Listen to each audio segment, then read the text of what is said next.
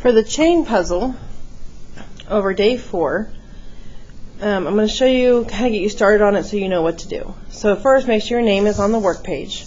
And then secondly, we're going to write down problem number 1. So problem number 1 says 7 to the 8th over 7 to the 2nd power. And to solve that, because we have the same base in a fraction, we just subtract the exponents. So 8 minus 2 would give me 7 to the 6th power. Right, so then I look at these papers, and I look here for the answer, and I see that it's right here. So that means that number 1 goes to problem number 3. So in this spot, I'll put a 3, and I'm going to say here that I'm going to number 3. So number 3, I write down the problem.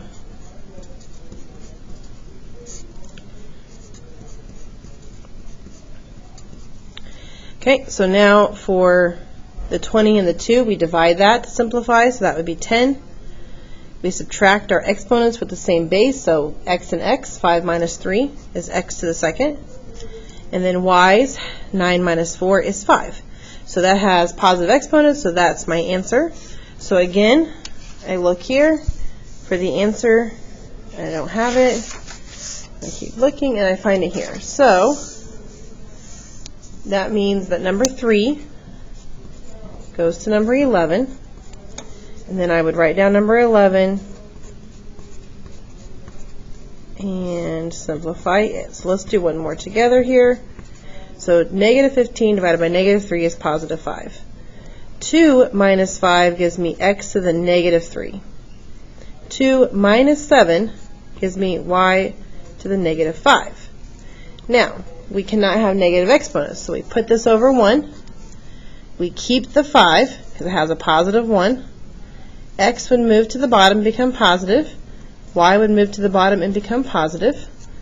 So that would be my final answer. Then I look for that answer, and I have it here. So that means that this problem goes to number 8, and then I would work out number 8.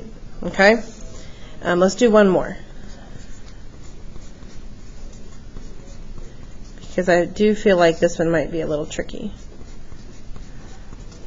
So I would, So I would divide, so that would become a negative 3. Subtract my x's, so x to the 2nd power, and then y's, 14 minus 4 is 10. Now, this is a negative base, not a negative exponent, so this is my final answer.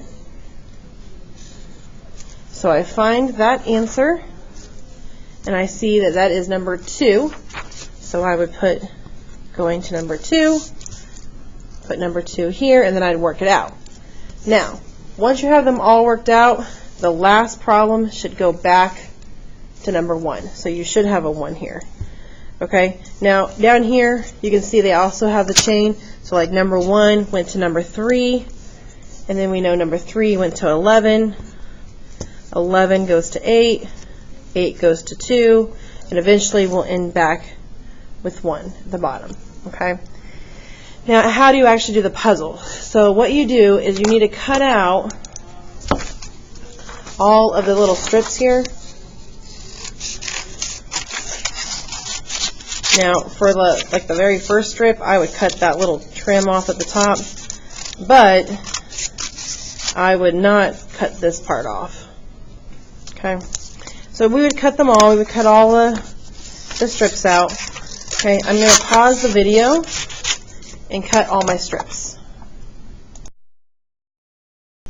Alright, so I have all my strips cut out, and when I was cutting them out, I did realize that number 12 says the end, so we know that when we get down here, we should be at number 12. Okay, so now I took the first strip, number 1, okay, that's what we started with, number 1, and we know that number 1 went to number 3. Okay, so what I do is I take my glue stick, on here, and I put some glue there on the end, and then I reach this around. You know what? I think I did it backwards, but that's fine. and then I glue it to make a ring. Now, number 1 goes to number 3. So now I want to place glue here, and I want to loop this into this one. So it looks like that. So 1 goes to 3, and then 3 goes to 11. So again, place glue here, and then I put it through the number 3 one. So number 3,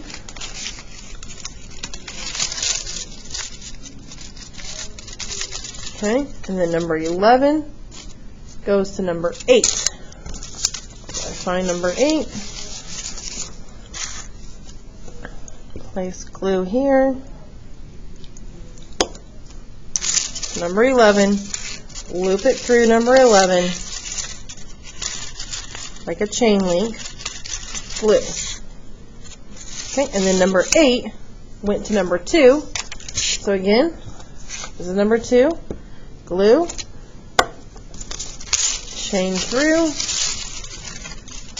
or loop through, and then number 8 is linked to number 2. So then I would work out number 2 and figure out my next one. So you might have made something like this when you were in elementary school, with like different colors, or for like a Christmas tree or a decoration in the classroom, but it's called a chain puzzle. So it's just making a chain.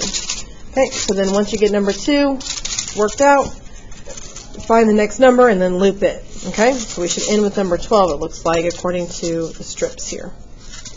Okay, thank you.